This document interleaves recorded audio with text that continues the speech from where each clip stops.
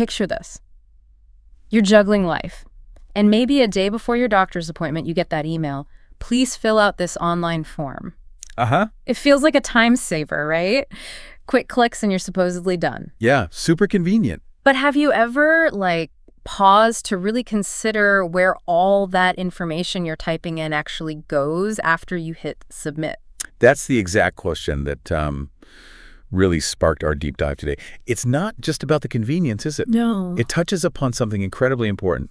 The security and control of your personal health data. Right. This whole investigation kind of kicked off when an IT professional, just like many of us who filled out these forms, decided to take a closer look, really dig into what was happening behind the scenes. Exactly. And what they uncovered about these seemingly simple online patient forms raises some really significant questions, some hidden risks. Yeah, fully. So our goal in this deep dive is to, equip you with the knowledge to navigate this digital process with confidence. Yeah, to feel empowered. We want you to understand who might truly be collecting your sensitive health information, what your rights are under UK law, specifically the UK GDPR, the General Data Protection Regulation. And the Data Protection Act 2018. Right, those two. And crucially, the practical steps you can take to stay in control. We want you to feel informed, not overwhelmed by all the legal or tech jargon. Absolutely. The key insight here, I think, is that the digital front door you see might lead to a completely different back office. You don't. A hidden back office. Yeah, and that lack of transparency is, it's the core issue we're looking at. Okay, so let's start with what most of us probably assume. When we're filling out a pre-appointment form for our dentist, say, the natural thought is that this information is going directly to our dental practice. Right, that seems logical. That's the intuitive assumption, yeah. And it's often where the first kind of disconnect lies. What the IT workers' findings really highlight is that these online forms aren't always what they seem on the surface. Yeah. They're frequently managed by third-party platforms. So while the interface looks like it's directly connected to your doctor or dentist. It's their system. Exactly. The actual handling of your data might be done by a completely separate company. Right. So these platforms operate independently. Often, yeah. Meaning your data might be subject to their security measures, their data retention policies, which could be quite different from what your local practice has in place. So it's like there's a distinction between who I think I'm giving my information to my dentist and the company that's actually processing it. Precisely. In legal terms, your dental or GP practice is the data controller. Okay, the controller. They're ultimately responsible for your care and the overall handling of your data. Yeah.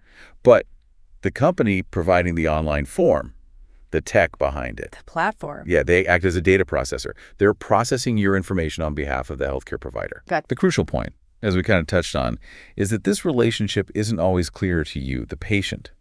You often won't find easily accessible privacy notices explaining this whole setup. That makes you wonder, though, why does this distinction really matter to us? I mean, it's just filling out a form to save time, isn't it? Or is it more than that? Well, if these forms were only asking for your name and address, the level of concern might be different.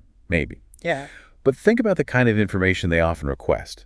We're talking medications you're currently taking. Right. Details about ongoing health conditions, allergies, sometimes even quite sensitive questions about your mental health or lifestyle habits. And emergency contacts, too, usually. Definitely. Emergency contacts, even demographic data like gender identity sometimes comes up. That's definitely more than just basic admin details. That's really personal, sensitive health information. Exactly. This isn't just administrative data. It's highly sensitive stuff.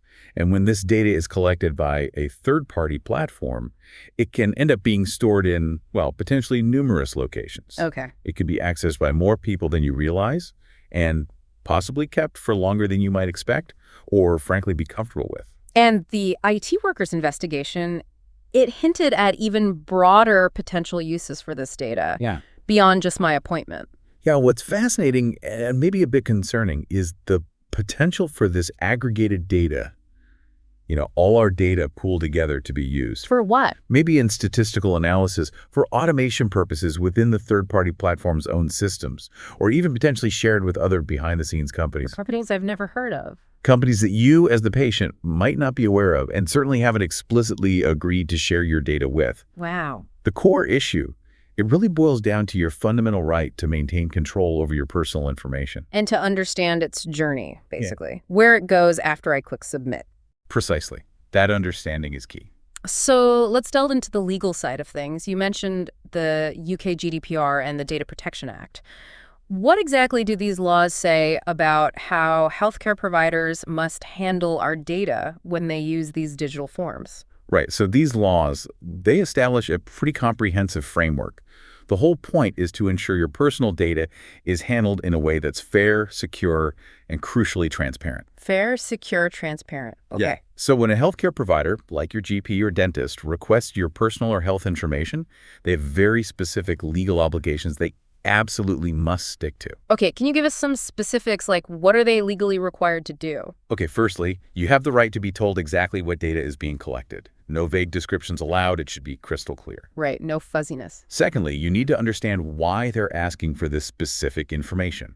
What's the legitimate purpose for it in relation to your healthcare? Makes sense. Thirdly, and this is particularly relevant with these third-party platforms, you must be clearly informed about who else will see or have access to your data. Including those external companies. Absolutely. Any external companies or data processors involved must be identified. Fourthly, you have the right to know how long your data will be kept, the retention period. Okay.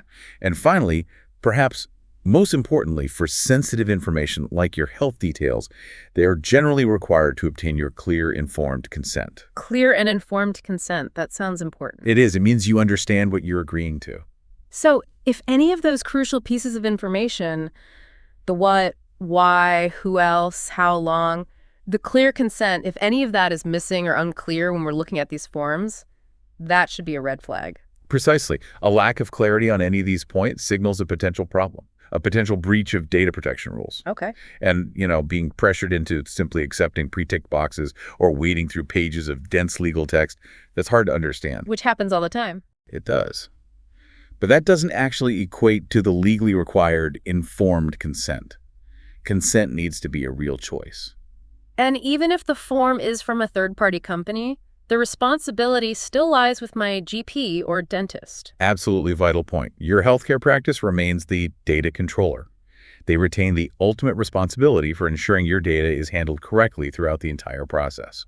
So they can't just outsource their legal duties and say, oh, it's the platform's problem. No, they absolutely cannot. They can't just wash their hands of it. The buck stops with them. Right. This brings up a scenario that the IT workers investigation highlighted, this increasing trend, it feels like, of being told that you must complete the online form before you can even be seen. Yes. The take it or leave it scenario. Yeah. That feels like it could really complicate the idea of freely given consent, doesn't it? I know I've definitely just clicked agree without really reading just to get the appointment sorted. It absolutely does complicate it. Yeah. This approach can significantly undermine that fundamental principle of freely given consent. Because it doesn't feel very free if it's mandatory. Exactly. As we've discussed, the law is clear. Consent must be both freely given and fully informed. When you're essentially told that completing this form through this specific third-party portal is a mandatory prerequisite for getting healthcare. Yeah. The element of genuine free choice is severely compromised, isn't it? It really is. And the person delivering that message, often, it's the receptionist or maybe an admin staff member. They might not even have all the details about where that data is going or how it's being processed by these third-party systems, right? It's a very important and frankly realistic point. Reception staff are often on the front lines dealing with everything. Totally. And while they're undoubtedly following the practice's procedures, they might not have a deep, comprehensive understanding of all the data processing intricacies. Like who all the third parties are, where the data is stored. Exactly. Or the specific locations or the exact retention periods. They're often working under pressure themselves and maybe haven't received super detailed training on these specific data protection points. So if we find ourselves in this you must fill out this form situation, what practical steps can we actually take? It can feel a bit like we're stuck between a rock and a hard place. Yeah, it can feel that way, but there are definitely actionable steps you can take. Firstly, don't hesitate to ask if there are alternative ways to provide the information. Like what? Specifically ask, is a traditional paper form still an option? Or could I provide the details over the phone? Or even, can I just give you the information in person when I arrive? Okay, so ask for alternatives. What else? Secondly, proactively request to see a copy of the practice's privacy policy. The official one. Yes, they are legally obligated to make that document easily accessible to you. It should contain more detail. Right. And thirdly, even if you do end up completing the online form, maybe because you feel you have to, you always retain the right to follow up afterwards with specific questions about how your data is being handled. Don't feel like submitting the form is the end of the story. Those are really good practical tips. Ask about alternatives, get the privacy policy, and follow up. Okay. Now, the IT worker also raised another interesting point about situations where maybe a patient needs help filling out these digital forms. Yes, this is an often overlooked scenario, but it carries pretty significant implications for data protection and consent. How so? Well, think about it. If a patient maybe doesn't have reliable internet access, or perhaps they struggle with navigating digital forms, or they call the practice for help, Okay. a staff member might offer, very hopefully, to complete the online form for them over the phone or maybe in person. Which sounds helpful on the surface. It does, and it's often done with the best intentions. But it raises serious questions about whether truly informed consent has actually been obtained in that situation. Because if the patient isn't directly seeing the form and the terms and conditions themselves. Exactly. How can the patient genuinely know precisely what personal information is being recorded about them? Right. How can they fully understand and agree to the terms governing its use, or provide genuinely informed consent for their sensitive health data to be shared with some third-party system they've never even seen or perhaps heard of? I see the problem. Even if the staff member is doing their absolute best to help, the fundamental issue remains. The patient is essentially being signed up to something they haven't personally reviewed or fully comprehended. And under UK GDPR, consent needs to be specific and informed. Yes, based on a clear understanding of exactly what's involved. Ideally, the individual themselves should be the one reading and actively ticking the box or clicking agree. It sounds like even well-intentioned shortcuts trying to help patients can inadvertently create potential data protection headaches. They certainly can, yeah. It highlights the importance of sticking to the principles, even when trying to be efficient. Now, healthcare practices, they often have perfectly reasonable-sounding justifications for bringing in these digital systems. Things they might say to patients. Oh, yeah. What are some of the common explanations we might hear, and why, as the IT worker pointed out, do these explanations maybe fall a bit short sometimes? You might commonly hear things like, oh, it's just for admin purposes, don't worry. Yeah. Or, it's not used for any clinical decisions. Right, it just speeds things up. Yeah, helps speed things up, makes the whole process more efficient, maybe even safer for everyone. Or the classic, seemingly reassuring one, don't worry, we only use trusted digital systems that are fully GDPR compliant. Heard that one before. Or even the sort of superficially accommodating phrase, look, just let us know if you don't want to use it. And on the surface, those explanations can sound quite logical, quite reassuring. Makes sense, right? And, to a certain extent, some of those statements might even hold some truth. Digital systems can offer significant efficiencies. However, these kinds of general statements often fail to address your fundamental right to know, with specifics, exactly where your personal data is going and who might potentially have access to it. So it's GDPR compliant isn't enough detail. Not really. Simply stating a system is GDPR compliant is a very broad generalization. It doesn't give you the crucial specifics of how your individual data is being handled within that system. Okay. And furthermore, that just let us know if you don't want to use it approach often overlooks the sort of inherent power imbalance. Yeah. If using the online form is presented, even implicitly, as the only real way to access essential healthcare. Right. It puts the onus back on you in a difficult situation. Exactly. And given the increasing prevalence of data breaches, the risks of identity theft, this level of transparency and individual control over our personal information becomes even more critically important. It really does. The central question we need to keep asking is, can we truly achieve digital convenience in healthcare without inadvertently sacrificing our fundamental right to control our own personal information? That's the key question. So for someone listening who maybe doesn't feel particularly tech savvy, what are some concrete, empowering actions they can take, things they can do to feel more in control here? Yeah, absolutely. Even without being a tech expert, there are several straightforward steps you can confidently take. Firstly, when you get that link to an online form, make a point of asking the practice to identify the specific digital system or platform they're using. Just ask for the name. Yeah. Sometimes mentioning common NHS examples like Systmone, EMS, or ICE can be helpful context, as these are often under stricter rules, but just knowing the name is a start. Okay, ask what system it is. What's next? Secondly, always inquire about alternative options. We mentioned this before, but it's worth repeating. Paper forms, phone, in person.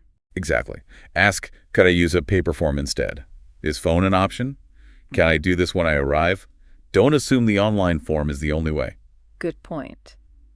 And thirdly, don't hesitate to proactively request a copy of the practice's comprehensive privacy policy. again, that legal requirement. It's a legal requirement, and it should provide more detailed info about their specific data handling practices. It's your right to see it. Those are excellent and very actionable starting points. What else can we do to be proactive? Okay, also, carefully look for any information provided, either on the digital form itself or within that privacy policy, that explicitly states who your personal data will be shared with. Look for names of other companies. Yeah, are any external companies or third-party cloud platforms specifically mentioned? If you're presented with online terms and conditions you haven't seen before, consider taking a screenshot. Oh, that's clever. It's simple, but it creates a visual record of exactly what you were asked to agree to right then and there. Good tip. And perhaps most importantly, don't be afraid to ask clear, direct questions, especially if the form is asking for sensitive medical or lifestyle info that makes you pause. Ask, why do you need this specific piece of information? Just ask why. Just ask why. Oh, And remember, even after you've submitted the form, you still have the right to follow up. we mentioned that. Ask where it went, who saw it. Exactly. Ask where it was transmitted, who specifically has access, how long it'll be kept. And if you feel your concerns aren't being properly addressed by the first person you speak to, you always have the option to escalate. Ask to speak to the practice manager, or ultimately, you can contact the Information Commissioner's Office, the ICO. Okay, the ICO. We'll come back to them. Now, the IT worker who initially brought this all up, they also mentioned creating some really helpful resources. Yes, absolutely. They've very generously made available some free downloadable letter templates. Oh, brilliant. They're specifically designed to make it easier to ask your GP or dental practice about how they handle your personal info when they use these digital forms. Takes the guesswork out of phrasing it. So what kind of templates are there? Well, there's a quick letter template. It's intended for sort of everyday use. Simple and straightforward. Exactly. Concise, friendly, poses the key questions in plain language. No complex legal jargon. It's an excellent tool for getting a clearer understanding before you click that accept button. That sounds really useful for just a quick check. And what if someone wants to make more detailed inquiries, or maybe they have stronger concerns? Right. For more in-depth inquiries, or if you have, more significant concerns, there's also a more comprehensive full letter template available. Okay. How's that different? This version is a bit more formal in tone. It includes specific references to the relevant data protection laws. Gets a bit more legal. A little, yes. It poses more detailed questions about things like data storage protocols, retention policies, the identities of any third-party data processors involved, and it clearly outlines your specific rights under the law. So that's better if you need a really detailed response. Yeah, it's particularly useful if you're seeking a very thorough response, or perhaps if your initial, more casual inquiries haven't really addressed your concerns adequately. That's incredibly helpful. It really takes away that intimidating feeling of trying to figure out the right way to ask these things. That's the idea, to empower people to ask. What if someone listening has, already filled out loads of these online forms in the past without really thinking about it? Is it too late for them to start asking questions now? Absolutely not. It is never, ever too late to start asking questions about how your personal data has been handled. That's reassuring. Even if you completed an online form weeks, months, or even years ago, you still retain that fundamental right to inquire about how your data was used and where it ended up. So how would you start that conversation? You could begin with something really simple and direct, like, hello, I completed an online medical form with you some time ago, and I'd now like to understand a bit more about how my personal data was used and how it's currently being stored. Just straightforward like that? Yeah, that simple sentence can open the door to a really important conversation about your data rights. You have a legal right to know precisely what data was collected about you. Right. Who's had access to it, where it's currently stored, how long it'll be kept. And beyond that, you also have the right to request access to a copy of your personal data. A subject access request, is that? Effectively, yes. And in certain circumstances, you even have the right to request that it be erased, the right to erasure. Okay. So if you've already submitted a form and now want this info, you can easily adapt the opening lines of those letter templates we talked about. How would you change it? Well, instead of saying, before doing so, I would be grateful if you could provide further information. You can simply tweak it to say, after completing your online form on you'd put the approximate date, I would be grateful if you could now confirm how my personal data has been and is currently being handled. Simple adjustment. Makes perfect sense. Yeah, just adapts it to the past tense. So we know we have these important rights. We know we can ask these questions, and we even have access to these handy letter templates. But what's the next step if we say, don't get a satisfactory response from the practice, or maybe we don't get any response at all? Right, that's a possibility. And that is precisely where the Information Commissioner's Office, the ICO, plays a vital role. The regulator. Exactly. As we mentioned, the ICO is the UK's independent authority responsible for upholding information rights, including data protection. Okay. So when should we contact them? Well, if you send a formal letter or raise a concern with your healthcare practice about your data, and you either don't receive a substantive reply within a reasonable time frame, typically about a month. Okay, give them a month or so. Yeah, give them a fair chance. Or if the response you do get is vague, incomplete, maybe dismissive of your concerns, then you have the right to escalate your concern to the ICO. Right. Or if we suspect misuse. Definitely. You can also contact the ICO directly if you have a strong suspicion that your personal data has been misused or processed without a clear, lawful explanation. And how do we find them? Their official website is the best place to start. It's got loads of helpful information and a clear process for launching a complaint. The address is ico.org.uk your-data matters. ico.org.uk your-data matters. Got it. And it's really important to remember, raising a concern, whether it's with the practice first or eventually the ICO, it doesn't need to be an aggressive or confrontational thing. Doesn't require being a legal expert either? Not at all. You don't need extensive legal knowledge. You are simply exercising your fundamental right to understand and protect your own personal information. That's what it's there for. Okay. So to kind of bring everything we've discussed together, it really sounds like while these digital forms, yeah, they offer a certain level of convenience in our busy lives. They do. It's absolutely crucial for each of us to just take a moment to pause, ask those important questions, and really try to understand exactly where our personal health data is going and who ultimately is responsible for handling it securely and appropriately. Is that the main takeaway? That is the essential takeaway from our deep dive today, I think. Yeah.